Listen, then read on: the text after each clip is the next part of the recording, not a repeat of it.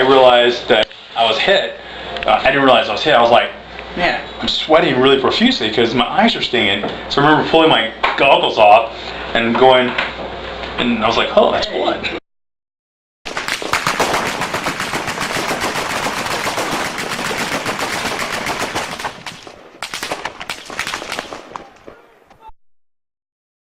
You weren't in pain. I was in a lot of pain. You were in shock. No, but I looked over at Chandler, my gunner, and realized, holy cow, crap, Sean's dead.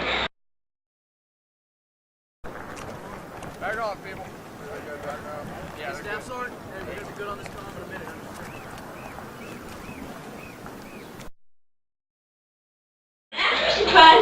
minute. So our name's Rick goes, hey, Chandler. I'm like, Chandler. I grab his boot and wiggle it, and his leg just flops around. I'm like, oh god. I'm like, he's dead. And the first thing that came through my head was, oh my god, what do I tell his wife? Because I had promised her I'd bring him back. Oh god. Then I remember my driver, Jennifer. She was like, we're hit. And I remember her screaming. What happened was a piece of the something had cut the electrical cord to our headsets, and she always had her cord behind her because it got in the way when she drove. Mine was hanging in front of me, and it had cut it, and the short gave her a small electrical burn, small of her back. So she has this nice Z-shaped scar in the small of her back, and she goes, right in the middle of my head. I said, yeah, it's a tramp snap anyway. So 2 different infantry units held the sectors on both sides of the street we're hit on. So it's kind of the place they usually hit people, because if they know we're coming, if they're active on this side, they'll attack from this side. And if they're active on this side, they'll attack from this side. So it's kind of a safer street for the insurgents. Well, the unit that had the northern side of the street, because that's where they shot the trigger mounts from, they get really ticked off, because the captain who's in command of that company, he and I work out in the gym together. So he's like, okay, we're going to raid this house because they're suspected of bomb making.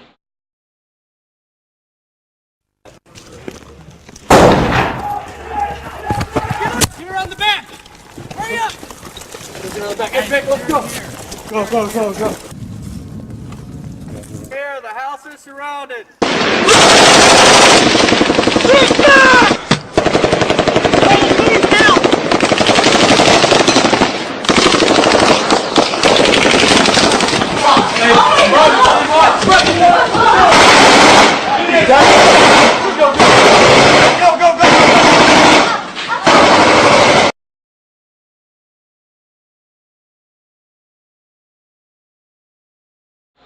So they hit this house, they suspect of bomb making, get over 600 pounds of explosive. That's a lot of explosive, homemade explosive. When they bring it back and they blow it, I mean, major boom. And they think that was some of the stuff they used on me. They said, yeah, this stuff was made improperly, that's why you're alive today. I said, so wait, they diluted the formula because they didn't have enough money. So we're alive because Al-Qaeda had budget cuts. That was our joke for a while. That was our running joke. In this raid, they found a cell phone. On this cell phone was the number of my interpreter, one of our interpreters. Needed water for their fields. They haven't grown something in their fields because they didn't have water for their fields.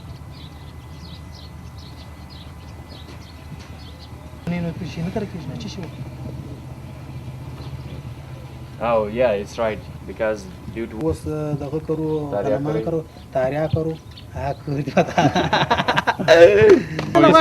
growing corn and we are growing other things. You're growing he's saying for right now, if I grow, I don't have that much land, a lot of land, that's why I have less now, few lands as well. دیتا ورکم ولر تا ته یو بل شی را پیدا کړم نو هغه دې تا دی نه هغه دیتا ورکه دا ته اسکي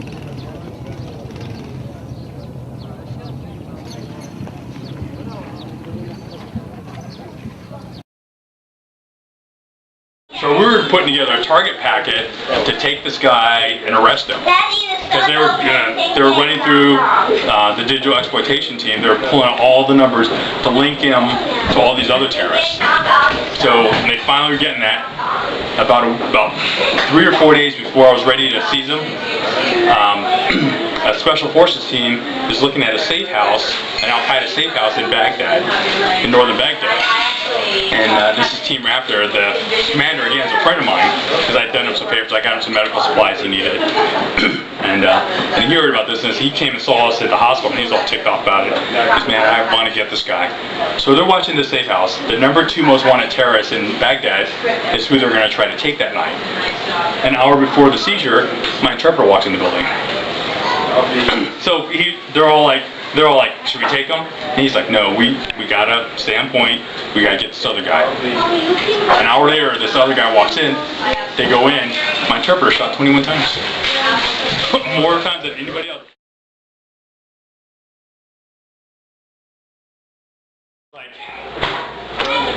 He was actually killed 3 weeks before I arrived. But the guy before him was kind of this, wuss is too nice a word. Left the base to go to meetings, but only to in the green zone. We'll only go to the embassy and leave these guys. And for these guys to leave, to move across Baghdad, the embassy was a major effort.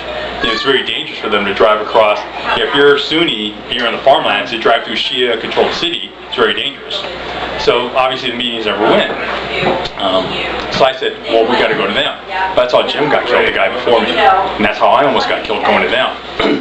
But part of all this attack, the very first meeting I had, big feast, out in the farmlands, this guy they slaughter a goat.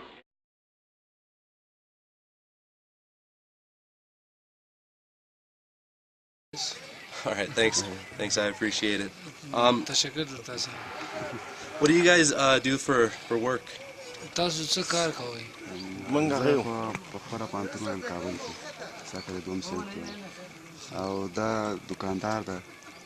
He's a student in Kabul University. Okay. And he's a shopkeeper. Awesome. And that's what? He's also a student. Awesome. What are you guys studying? Agriculture. Agriculture. That's what I'm studying back in the United States.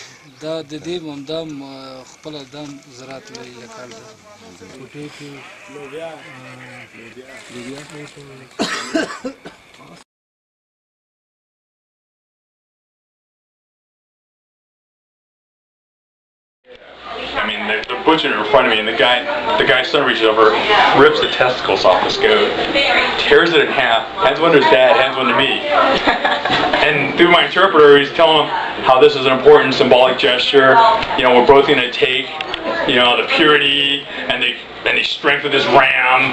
And it was basically, they were screwing if they see what I would do. Because they did this to the first guy, and he wouldn't eat it. So they were like, yeah, we don't talk to him, he's upstairs.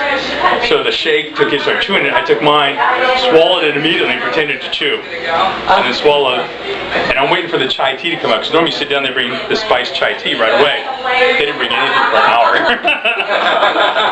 And I didn't want to reach camel. I didn't want to drink out of my Camelback. This sheikh's sitting there and he's talking. The only thing that saved my bacon from yakking, he likes a cigarette, so I whip out a cigar and I light a cigar. So we're talking. Oh yeah, and it was disgusting. I'm like, I can still feel the blood of the goat in my mouth. I'm like, ugh. But after that, the story spread, and I'd show up, and they're like, we don't need to do coat testicle. We already know. So it was a joke. It was kind of a joke. So I was like, yeah. And then we're all laughing about it, right? So they're like, okay, yeah, we're ready to talk. So it was kind of just, just proving myself. That's what it took, a goat testicle. Going to cut into that, and then he's going to eat one of them. And then as in honor of his guest, he wants to give me the other one. It's traditional for Berber men to eat goat's testicles. They're thought to enhance fertility, and it's certainly going to be a test of my manhood. Merci, merci. Tu veux couper ça? No.